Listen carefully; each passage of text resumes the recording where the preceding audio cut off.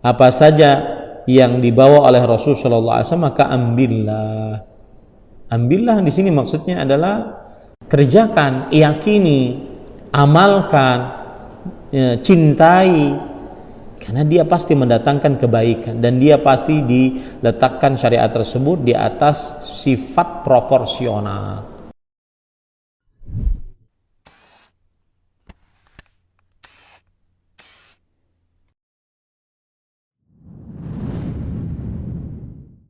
Assalamualaikum warahmatullahi wabarakatuh.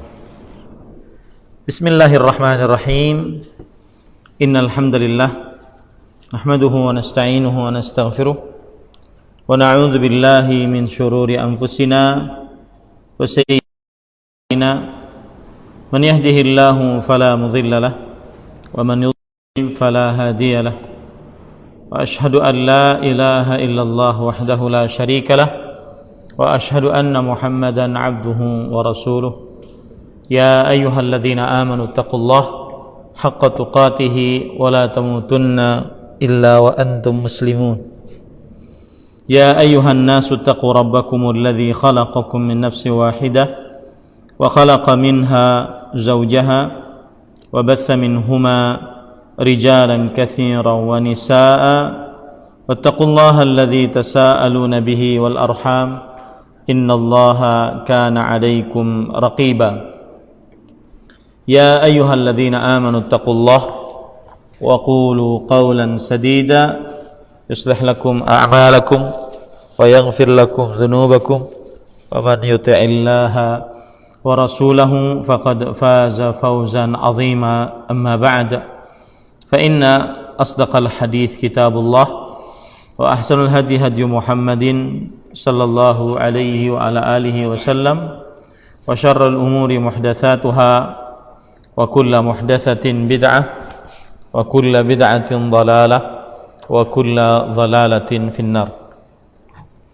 Alhamdulillah, kita bersyukur pada Allah Subhanahu wa taala pada hari ini, hari Rabu sore 22 Sya'ban 1441 Hijriah, kita duduk bersama kembali di dalam kajian rutin setiap Rabu sore, terutama selama penyakit COVID-19 mewabah.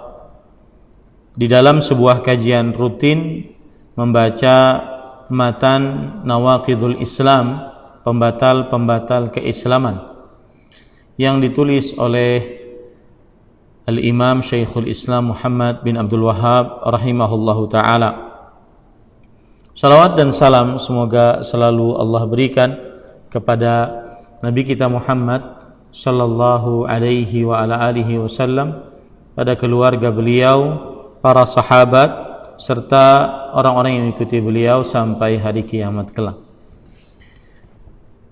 Ahibati hafizakumullah, kaum muslimin yang saya cintai karena Allah, semoga Allah Subhanahu wa taala selalu menjaga kita.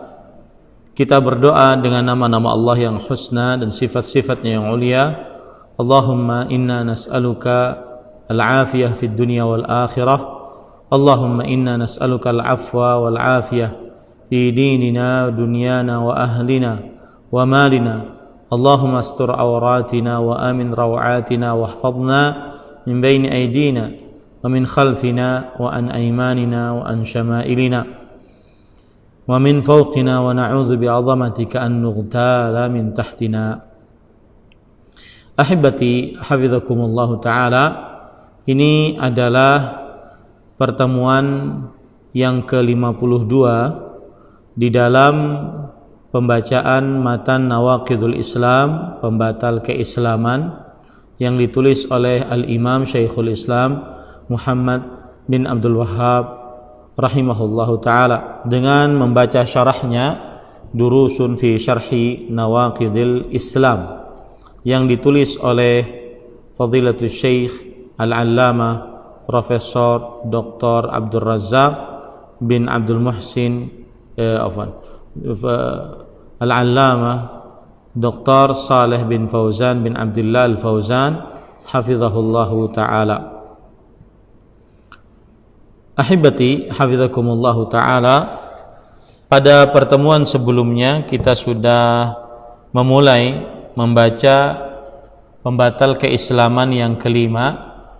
Penulis Al-Imam Syekhul Islam Muhammad bin Abdul Wahhab rahimahullahu ta'ala berkata, man abghadha syai'an mimma ja'a bihi Rasulu sallallahu alaihi wa alihi wasallam walau amila bihi kafar. Barang siapa membenci sebagian dari apa yang dibawa oleh Rasulullah sallallahu alaihi wasallam meskipun ia mengamalkannya, maka ia telah kafir.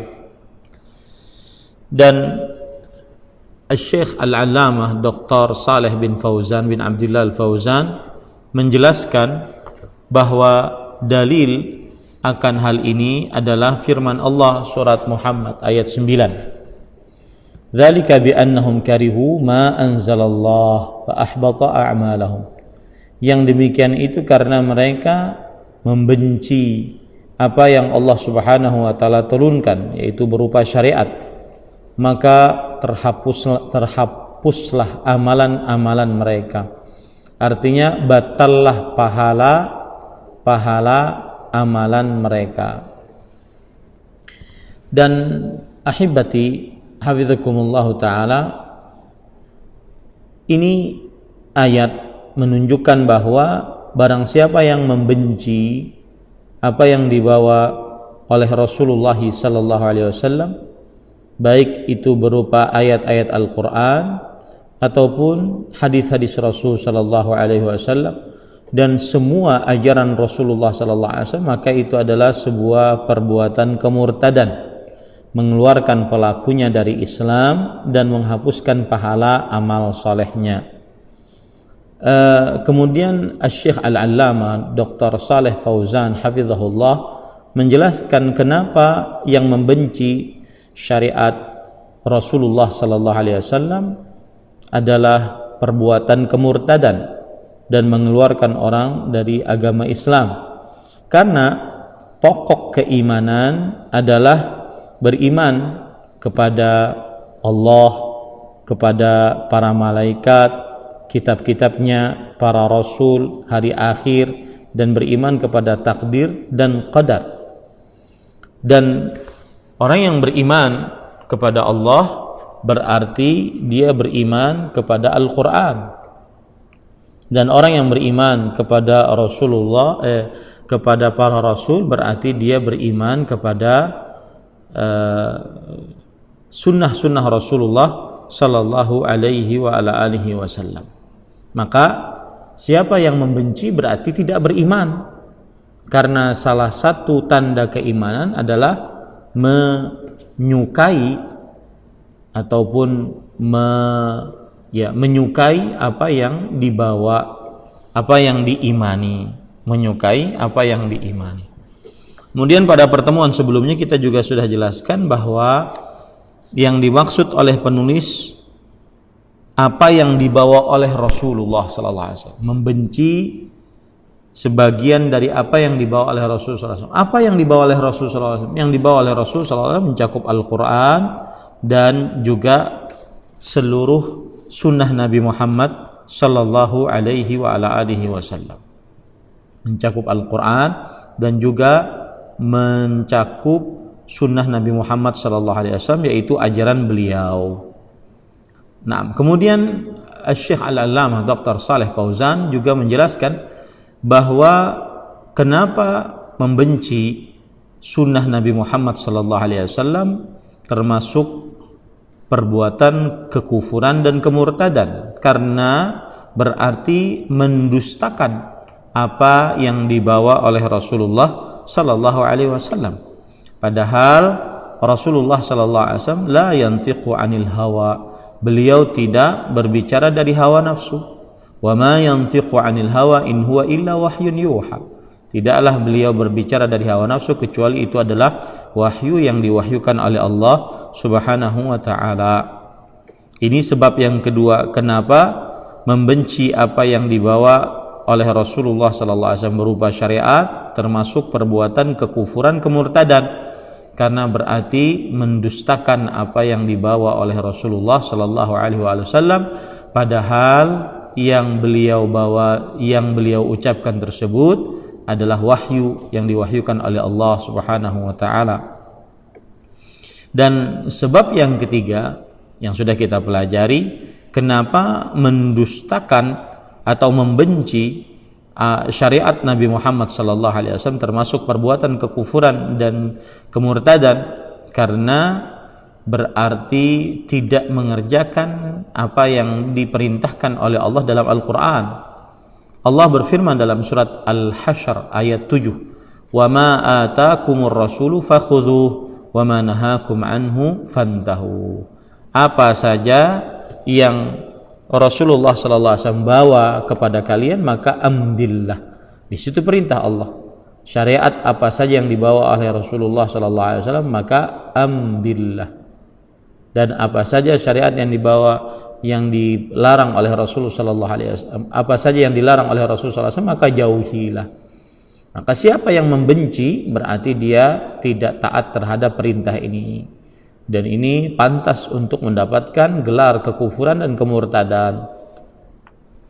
Kemudian juga sebab yang keempat, kenapa membenci apa yang dibawa oleh Rasul sallallahu alaihi wasallam berupa syariat, termasuk perbuatan kemurtadan dan perbuatan kemurtadan dan juga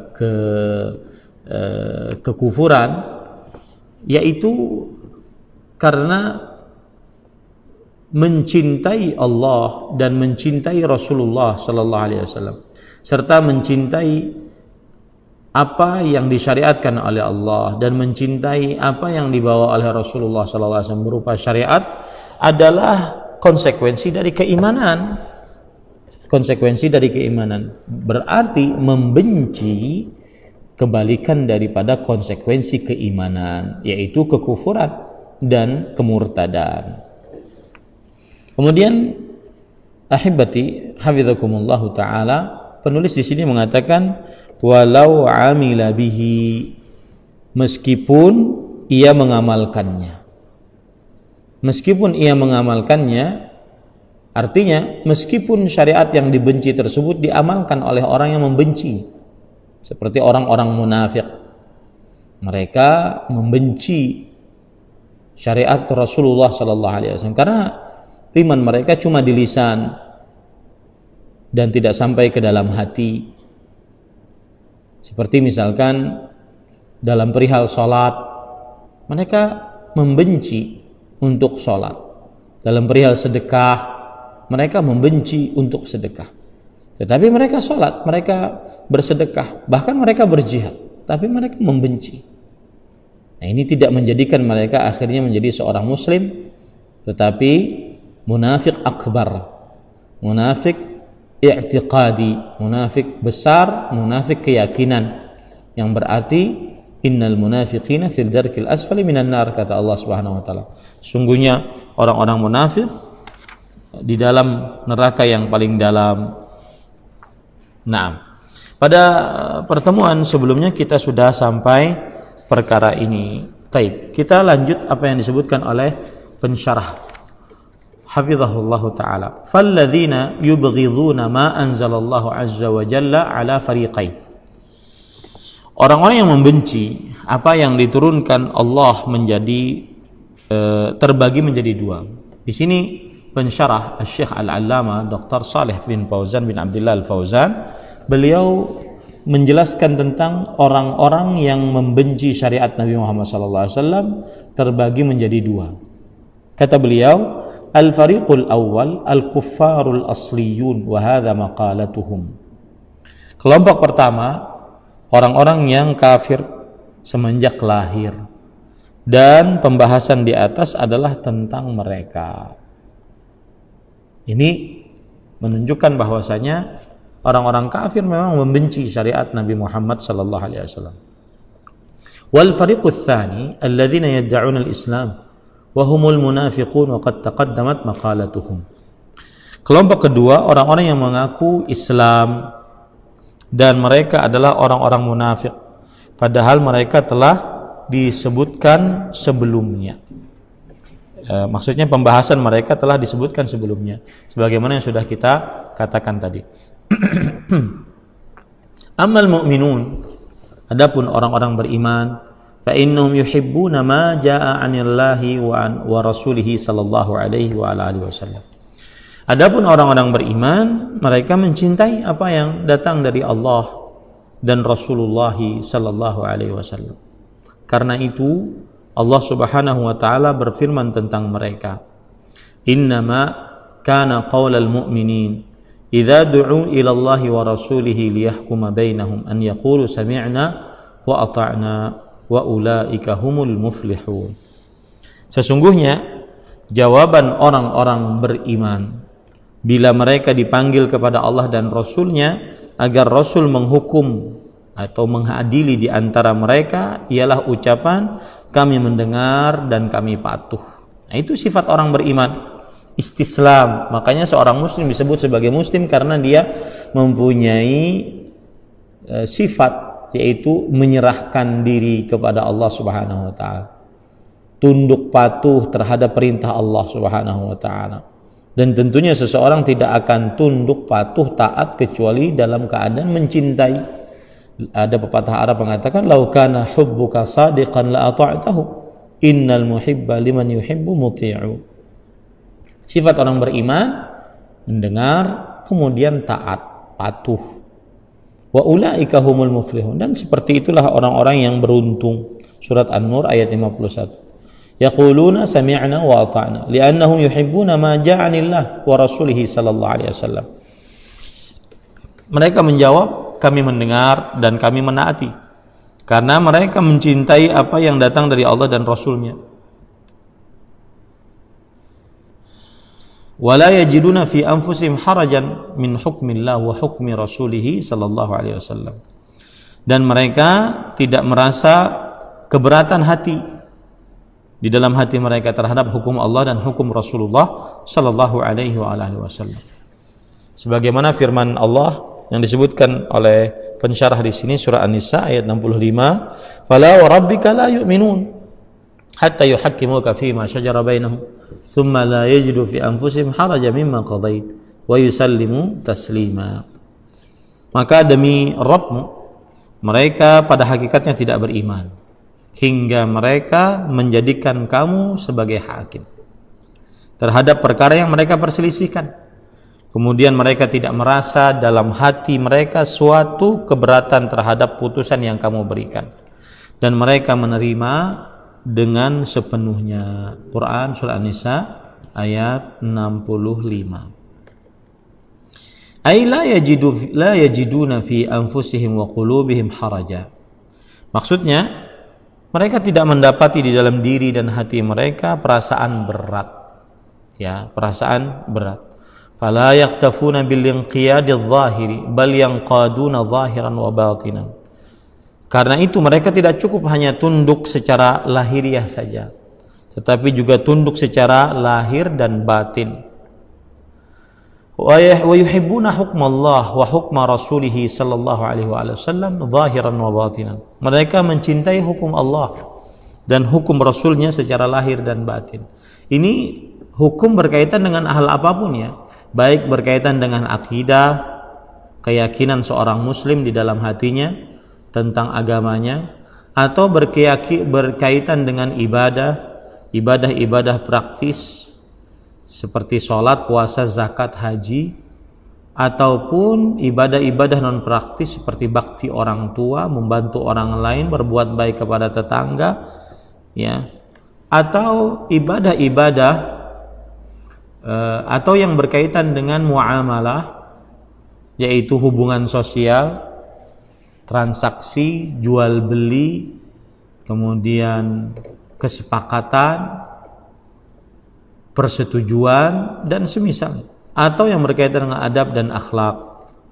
Mereka benar-benar tunduk terhadap Al-Quran dan hadis secara lahir dan batin. Wa yuhibbuna hukmallahi wa hukma rasulih sallallahu alaihi wasallam zahiran wa batinan.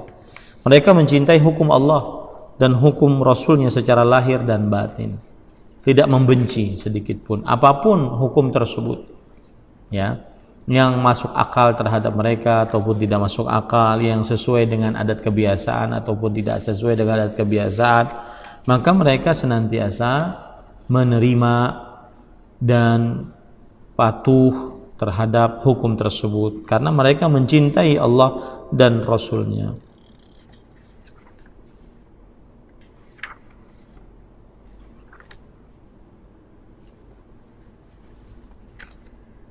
Nah, kemudian penulis mengatakan, "Tsumma la yajiduna fi anfusihim harajan mimma qadaita wa yusallimu taslima."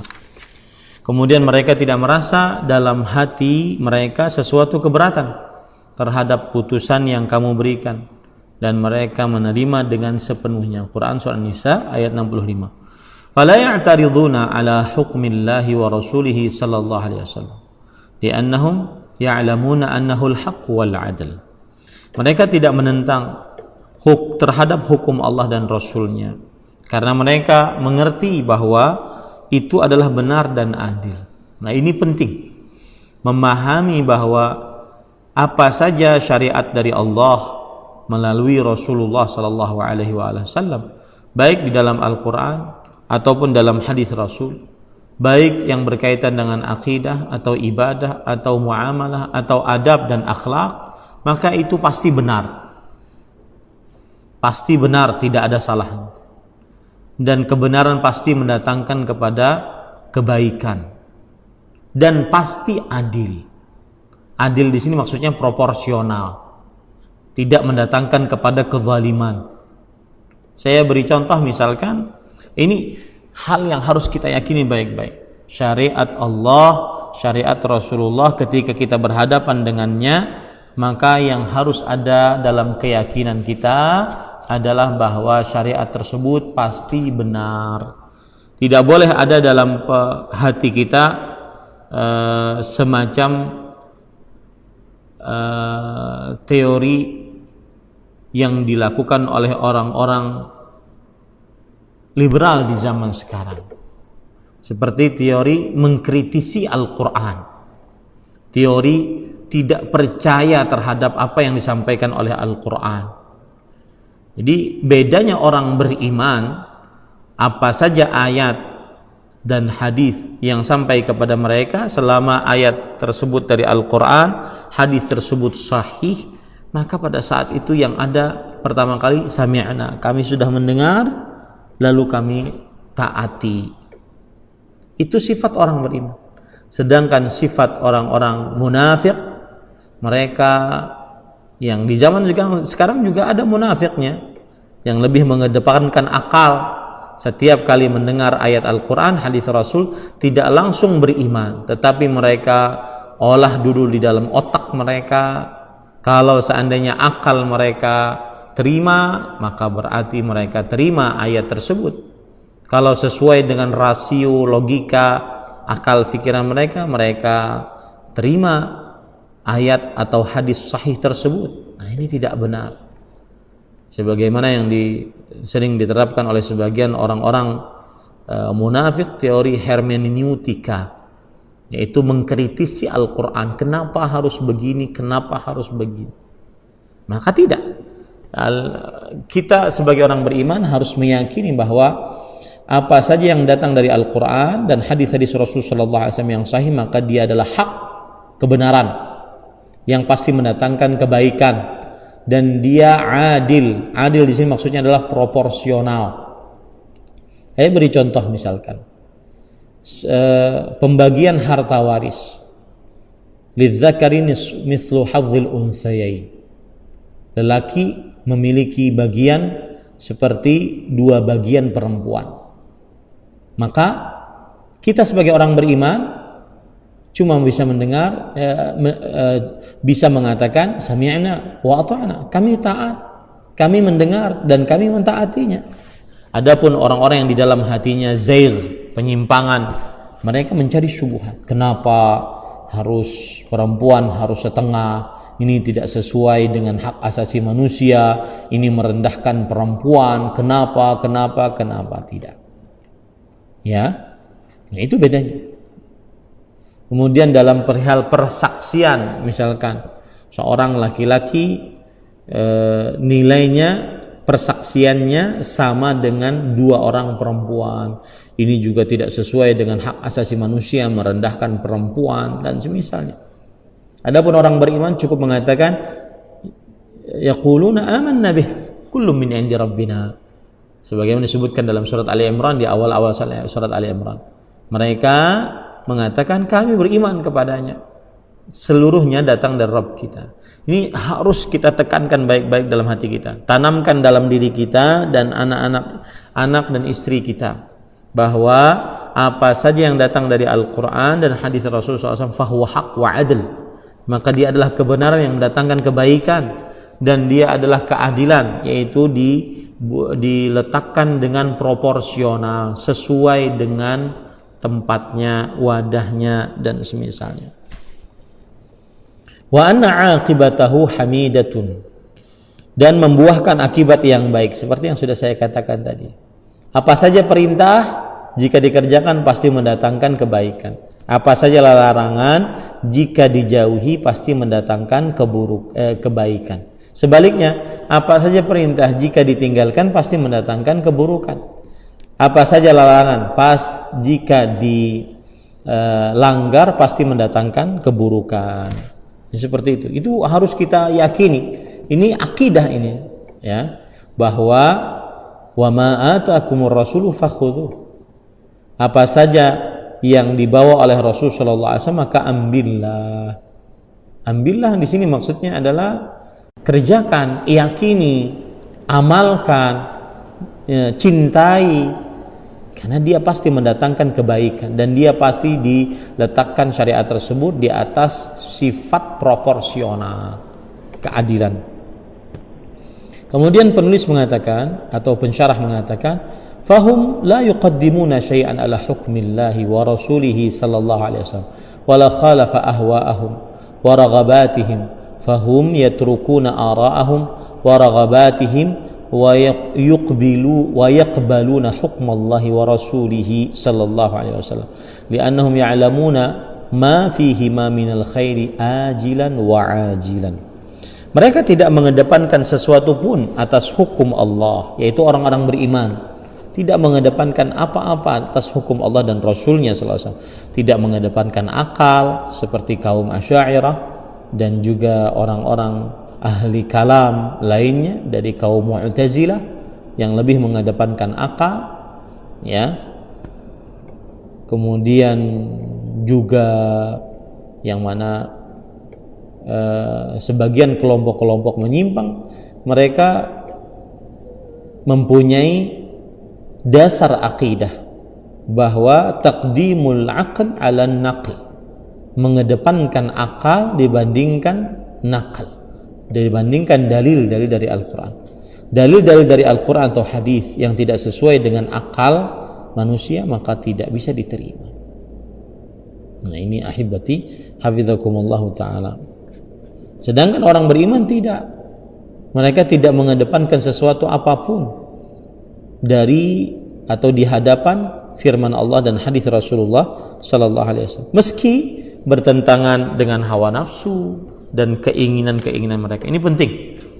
Kadang-kadang sebagian ahli kalam yang lebih mengedepankan akal, mereka mengatakan bahwasanya ini hukum tidak sesuai dengan akal sehat. Maka kita katakan sebenarnya ayat Al-Quran dan hadis Rasul sallallahu alaihi wasallam, hukum-hukum dari Allah Subhanahu wa taala dan Rasulullah sallallahu alaihi wasallam tidak ada yang bertentangan dengan akal sehat. Cuma yang Anda maksud sebenarnya adalah hawa nafsu. Makanya Allah Subhanahu wa taala banyak menyebutkan di dalam Al-Quran bahwasanya kita dilarang untuk mengikuti orang-orang kafir karena mereka mengikuti hawa nafsu mereka. Di antaranya misalkan fa'lam annama yattabi'una ahwa'ahum, ketahuilah bahwasanya mereka hanya mengikuti hawa nafsu mereka. Begitu juga Allah Subhanahu wa taala memerintahkan wala tattabi' ahwa'ak amma ja'aka minal haq, ahwa'ahum amma ja'aka minal haq, yang artinya janganlah kamu mengikuti hawa nafsu mereka dengan meninggalkan kebenaran yang telah datang kepadamu. Ini menunjukkan bahwasanya seorang muslim dia harus yakin, harus paham betul bahwa orang-orang munafik, orang-orang ahlul kalam yang lebih mengedepankan akal ketika mereka mengatakan bahwasanya ini tidak sesuai dengan akal sehat, maka ketahuilah yang mereka elu-elukan dari akal sehat itu sebenarnya hawa nafsu. Sebenarnya apa? Hawa nafsu. Lihat saja dalam perkara akidah, dalam perkara akidah yang banyak, ya. Contoh misalkan mereka dalam penyimpangan LGBT, lesbian, gay, transgender. Mereka mengatakan bahwasanya biarkan manusia-manusia tersebut mempunyai hak kemanusiaan untuk hidup sebagaimana pilihannya masing-masing, karena itulah yang dia pilih. Inilah yang sesuai dengan akal sehat. Maka ketahui ketika mereka mengatakan itu akal sehat, bahwa sebenarnya yang mereka inginkan itu sebenarnya adalah hawa nafsu. Ya, yattabi'una ahwa'ahum. Mereka sebenarnya mengikuti hawa nafsu. Contoh yang lain lagi, bahwasanya sebagian orang memperbolehkan untuk kumpul kebo, nikah sejenis. Mereka mengatakan bahwa ini adalah hak asasi manusia. Maka kita katakan ini bukan hak asasi manusia, tetapi itu adalah hawa nafsu. Meskipun Anda berdalih itu adalah sesuai dengan akal sehat.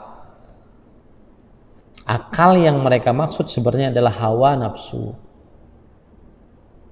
Contoh yang lain, mereka tidak setuju dengan pembagian harta waris, perbedaan antara laki-laki dan perempuan, persaksian antara laki-laki dan perempuan, persaksian, nilai persaksiannya berbeda, dan seterusnya.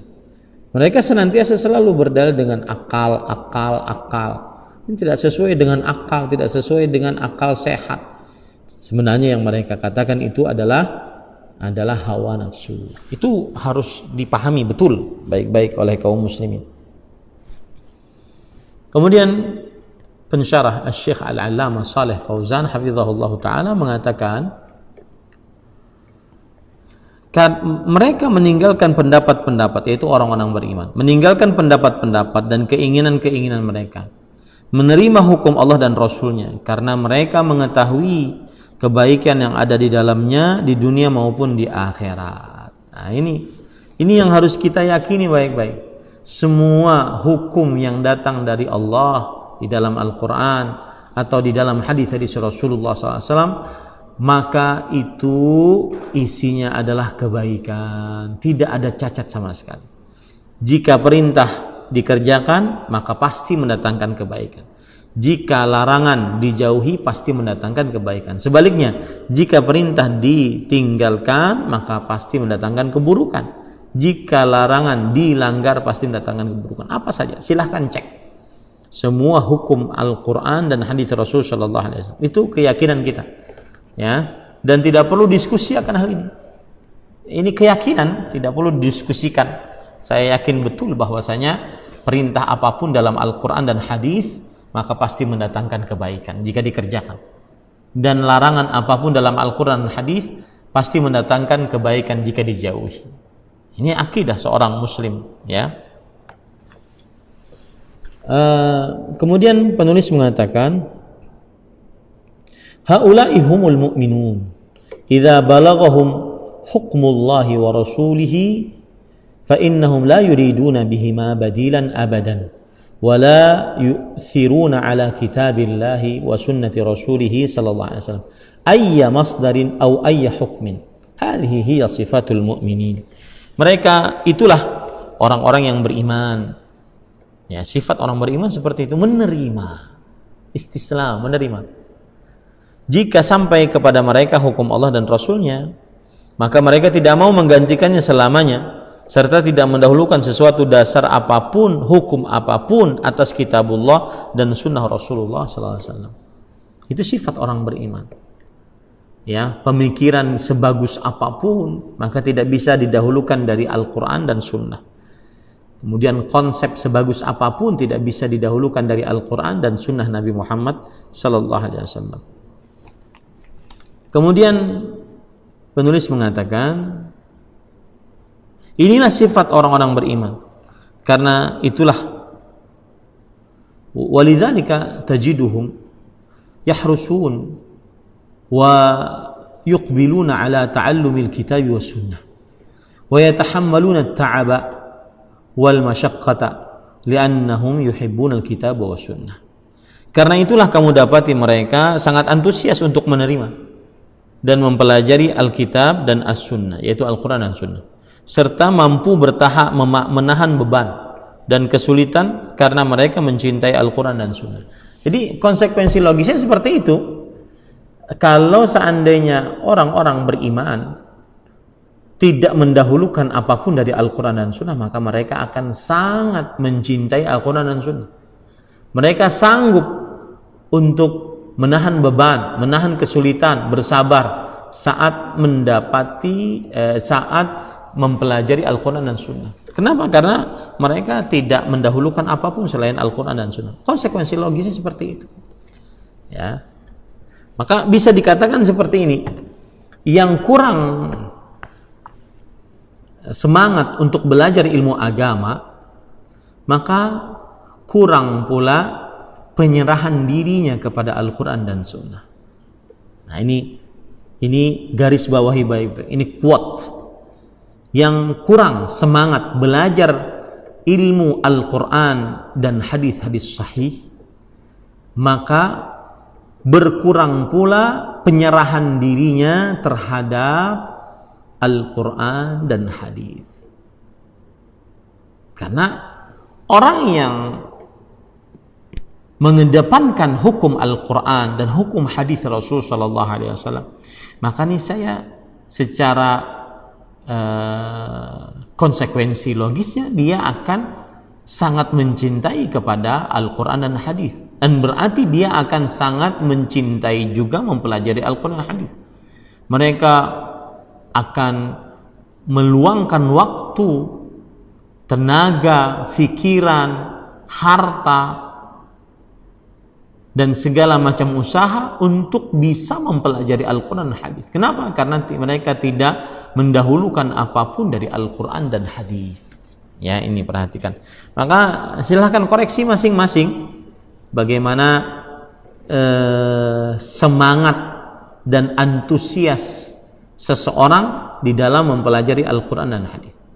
Karena sebesar semangat seseorang, sebesar antusias seseorang belajar Al-Quran dan hadis, sebesar itu pula penyerahan dirinya kepada Allah Subhanahu wa taala. Nah. Kemudian penulis mengatakan, wa ya'lafuna al-kitaba was sunnah wa yuhibbuna wa yashtaquna ila al-kitabi was sunnah ashadda mimma yashtaquna ila at-ta'ami wash syarab lima fi qulubihim minal mahabbati li kitabillahi wa sunnati rasulih sallallahu alaihi wasallam bi khilafil munafiqin fa innahum yanfiruna minal kitabi was sunnah wa ta'allumiha.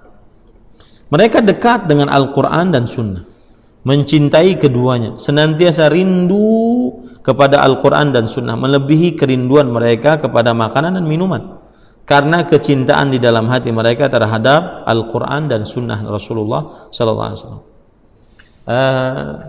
Berkaitan dengan hal ini, banyak sekali orang-orang yang memberitahu saya, baik melalui SMS, WhatsApp, Messenger di Facebook, direct message di Instagram bahwa Ustadz kami kangen majelis ilmu langsung, kami kangen untuk duduk di majelis ilmu secara langsung.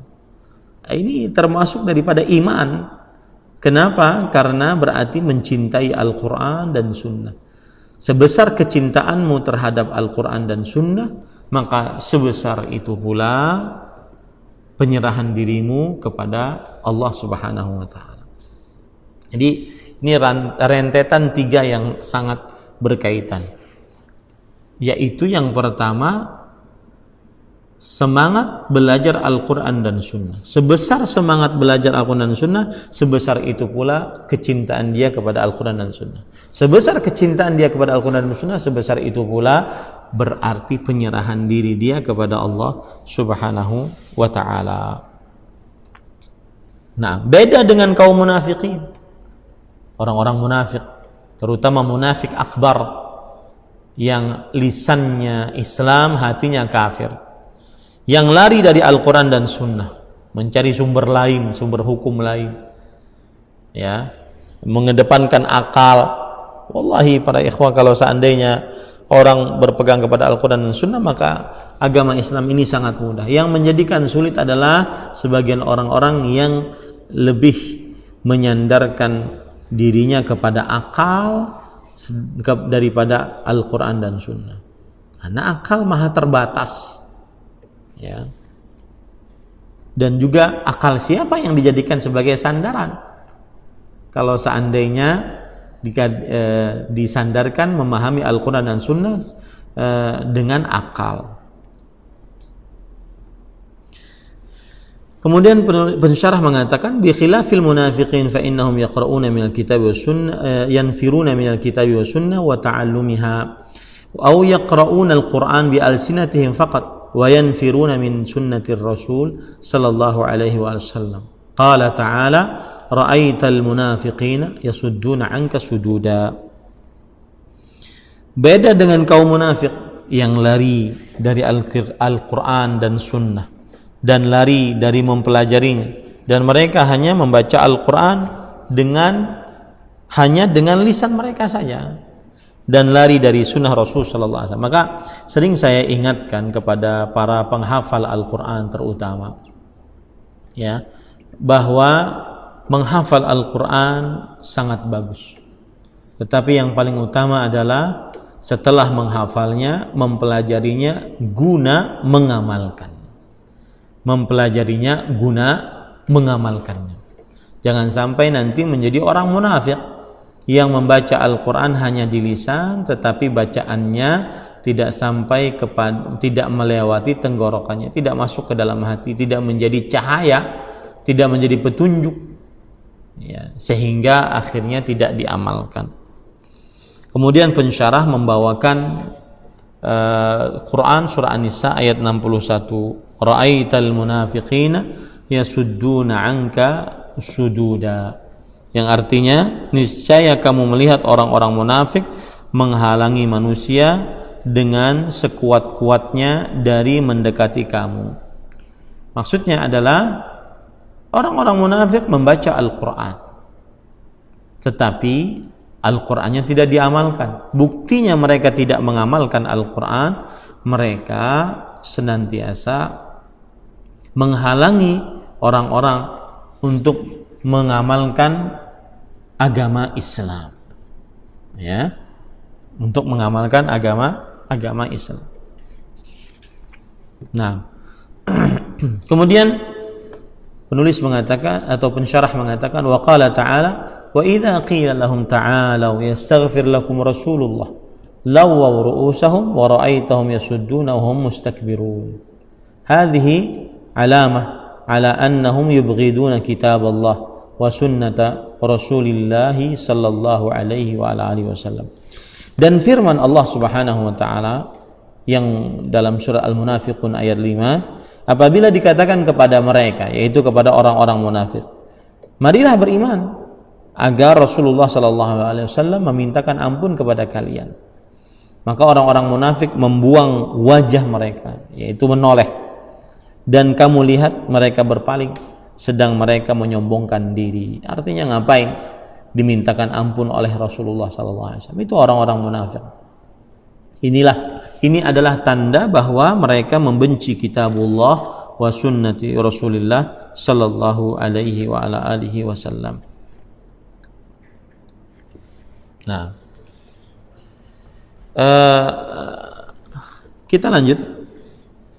Wala farqa kama dzakarna baina kitabillah wa sunnati rasulih sallallahu alaihi wasallam li'annahuma min indillah wa innama yufarriqu bainal qur'ani was sunnah ahlud dhalal alladzina yaqulun la naqbalu illa al-Qur'an. Dan kemudian setelah itu pensyarah Asy-Syaikh Al-Allamah Dr. Shalih Fauzan hafizahullah menjelaskan bahwa apa saja yang dibawa oleh Rasulullah SAW itu berarti ada dua, Al-Quran dan Sunnah, hadis Rasulullah SAW. Maka tidak ada perbedaan antara Al-Quran dan Sunnah. Allah Subhanahu wa Ta'ala, Rasulullah SAW bersabda, Innama utitul Qur'ana wa mithlahu ma'ah. Sesungguhnya aku diberikan Al-Quran dan yang semisal dengannya bersamanya, yaitu Sunnah Nabi Muhammad SAW yang merupakan penjelas terhadap Al-Quran tersebut. Ini ahibati hafizakumullah. Jadi di sini pensyarah memulai menjelaskan dengan panjang lebar nantinya tidak ada perbedaan antara Al-Quran dan Sunnah. Dua-duanya adalah wahyu dari Allah Subhanahu wa Ta'ala. Beliau mengatakan tidak ada beda antara Al-Quran dan Sunnah Rasulullah SAW, karena keduanya adalah dari sisi Allah. Al-Quran firman Allah, kemudian Sunnah Rasulullah SAW wahyu dari Allah Subhanahu wa Ta'ala. Yang membedakan antara Al-Quran dan Sunnah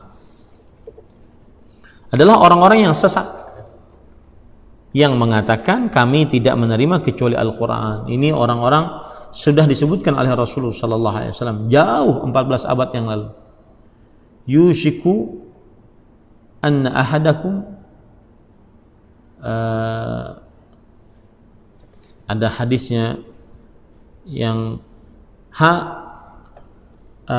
ada orang dari kalian yang bersandar dengan tumpuannya, kemudian dia mengatakan kepada orang-orang lain, hasbuna kitabullah, apa yang kita dapati maka itu yang kita ambil dari Al-Quran.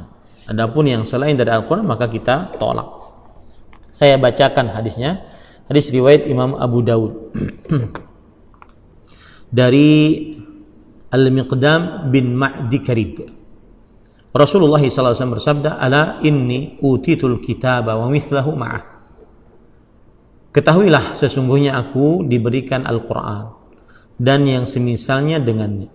Ala yushiku rajulun syab'ana ala arikatih yaqulu alaikum bihadzal Qur'an fama wajadtum fihi min halalin fa ahilluh wa ma wajadtum fihi min haramin fa harrimuh ala la yahillu lakum lahmul himaril ahli wala kullu dhinabin minas sab'.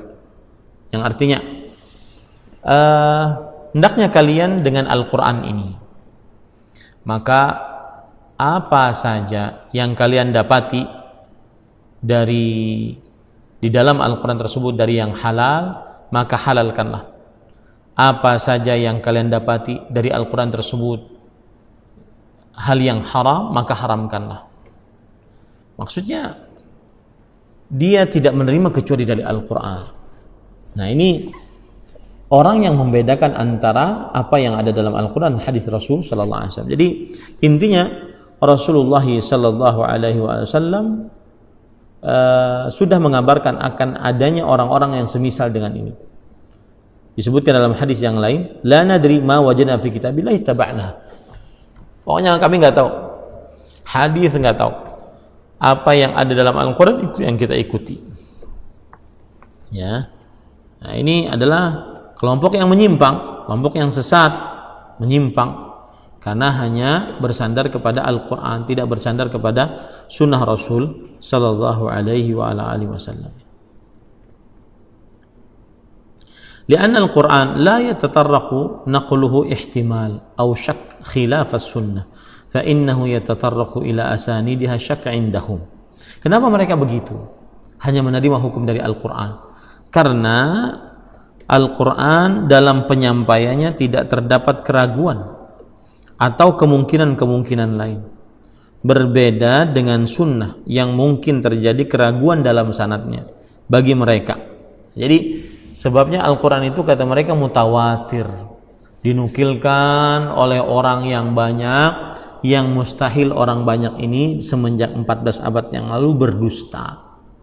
Sedangkan hadis, ada hadis yang lemah, ada hadis yang hasan, ada hadis yang palsu, lemah sekali, mungkar, syadz dan semisal. Maka menurut mereka susah untuk menerima hadis. Nah, ini sebabnya para ikhwan yang dirahmati oleh Allah Subhanahu wa taala. Kemudian mereka mengatakan, pensyarah mengatakan, wa ammal muslim wa amma indal muslimin fa innahu la yatatarraqu ilaiha shak li'annaha min riwayat thiqat al-athbat al-huffaz alladhina naqaluha bi amanah fahum la yashukkuna fi ahadithir rasul sallallahu alaihi wa sallam. Adapun bagi kaum muslimin tidak ada keraguan dalam sunnah, yaitu dalam hadis-hadis Rasul, karena diriwayatkan oleh perawi yang thiqat, terpercaya, teguh dan kuat hafalannya, yang meriwayatkannya dengan amanah. Mereka sangat amanah dan mereka tidak meragukan hadis-hadis dari Rasulullah sallallahu alaihi wasallam dan bahwasanya itu adalah dari Allah Subhanahu wa taala. Wa amma ahlun nifaq walladzina fi qulubihim naqs iman kal khawarij wal mu'tazilati wa sa'iri at-tawaif fa innahum la yashukkuna fi sunnah. Adapun bagi orang-orang munafik yang dalam hatinya kekurangan iman seperti kaum khawarij, kaum mu'tazilah, khawarij yang mempunyai keyakinan bahwasanya pelaku dosa besar keluar dari agama Islam, iman hanya satu kesatuan, siapa yang beriman tetapi melakukan dosa besar maka keluar dia dari iman, disebut sebagai di dunia sebagai orang kafir, kemudian di akhirat kekal abadi di neraka bersama iblis, Fir'aun, Haman, Abu Lahab, Qarun dan semisalnya. Kaum Mu'tazilah kebalikan dari itu, yang lebih mengedepankan akal, Golongan-golongan lain mereka meragukan sunnah Nabi Muhammad sallallahu alaihi wasallam. Ba'dhum yashukku fi ahaditsil ahad. Sebagian dari mereka meragukan hadis ahad. Apa itu hadisul ahad? Hadis ahad, para ikhwan yang dirahmati oleh Allah Subhanahu wa taala, dijelaskan oleh para ulama hadis. Pengertian hadis ahad, ya, saya bacakan dari pengertian para ulama hadis. Di antaranya hadis ahad dari para ulama hadis. Hadis ahad adalah hadis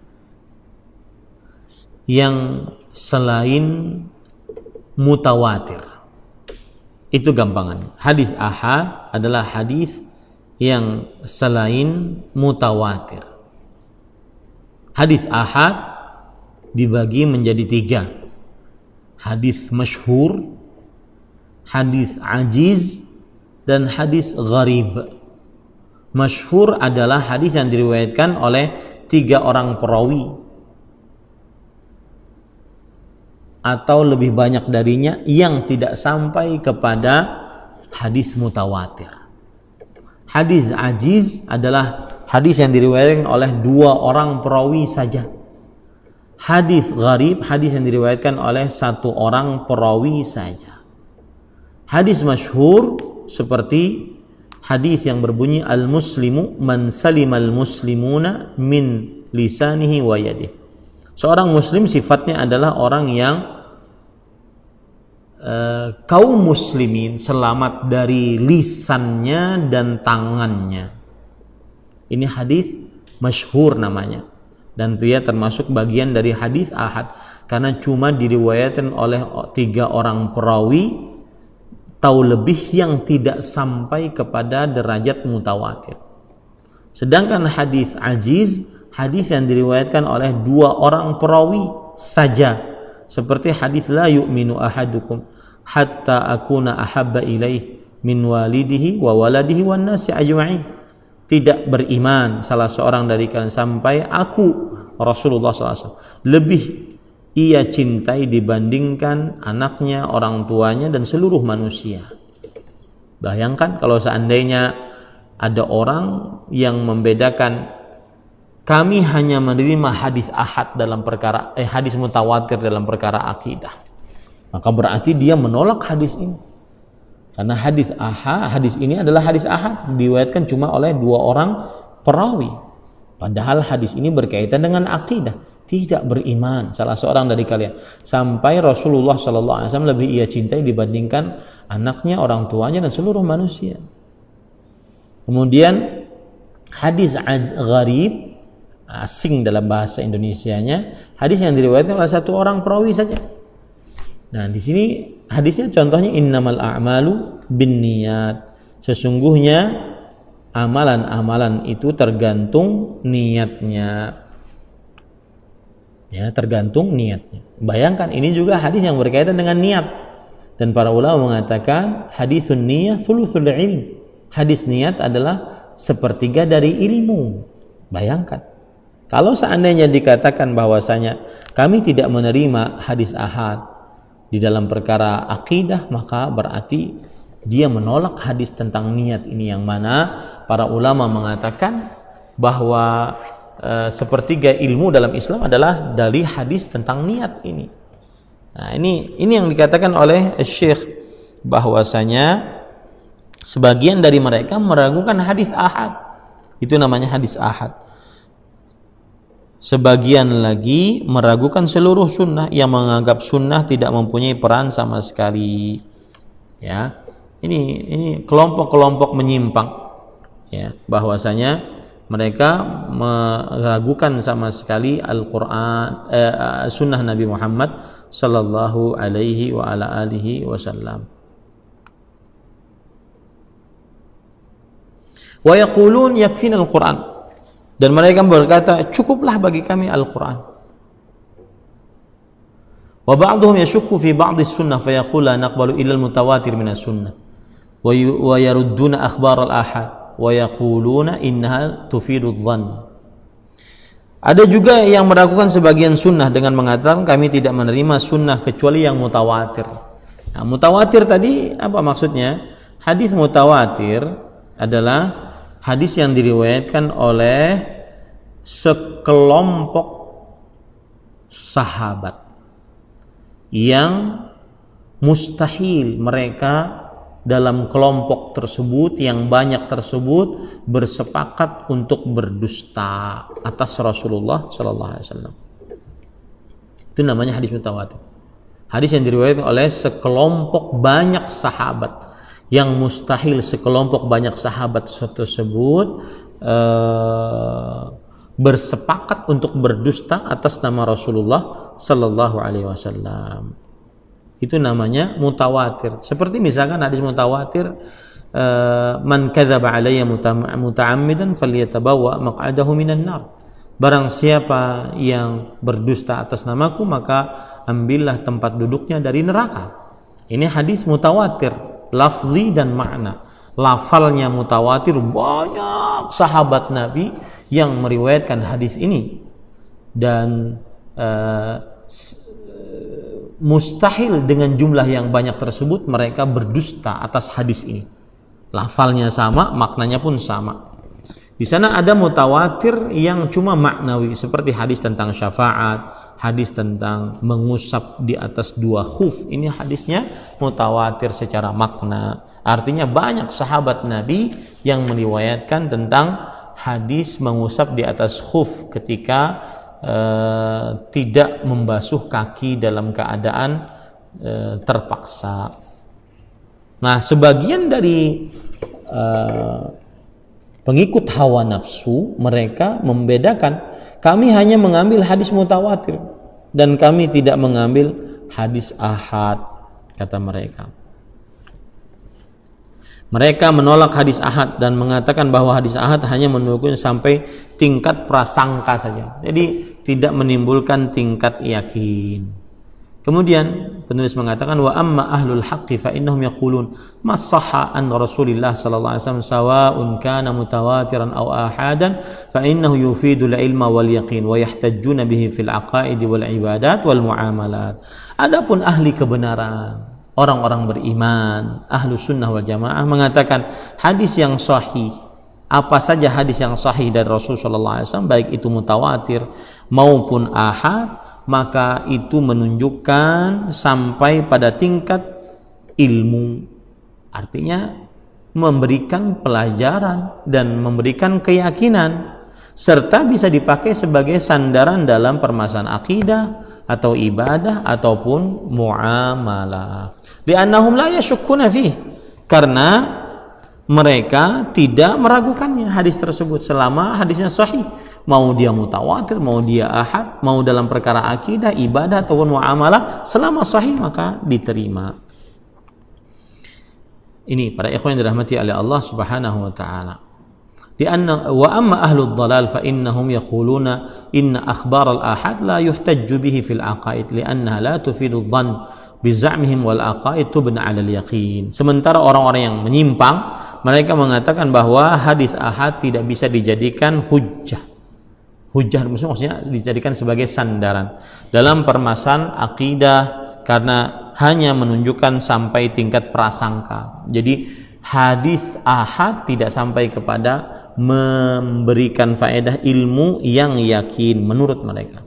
Menurut mereka, sementara akidah harus dibangun di atas dasar kepastian. Begitu cara mereka memahami akidah ini. Tetapi yang jelas ini adalah bertentangan dengan apa yang dilakukan oleh para salafus saleh, bahwa mereka tetap menerima hadis, baik itu mutawatir, baik itu ahad, baik dalam perkara akidah ataupun ibadah ataupun muamalah.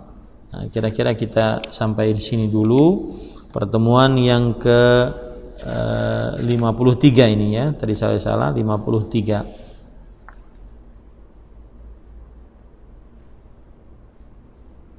Nah, kita coba lihat beberapa pertanyaan. Apakah ada dari kaum muslimin yang bertanya? Ya, sepertinya tidak ada pertanyaan. Kita cukupkan dulu kajian kali ini. Apa yang baik itu hanya dari Allah Subhanahu wa taala, apa yang buruk itu dari saya pribadi. Kita cukupkan dengan kafaratul majlis. Subhanakallahumma bihamdik, asyhadu an la ilaha illa anta astaghfiruka wa atubu ilaik. Wa sallallahu nabiyana Muhammad walhamdulillahi rabbil alamin. Wassalamualaikum warahmatullahi wabarakatuh. Terima kasih. Jazakumullah khairan wa barakallahu fikum. Video ini dibuat atas partisipasi dari donasi Anda. Semoga menjadi amal jariah bagi Anda semuanya.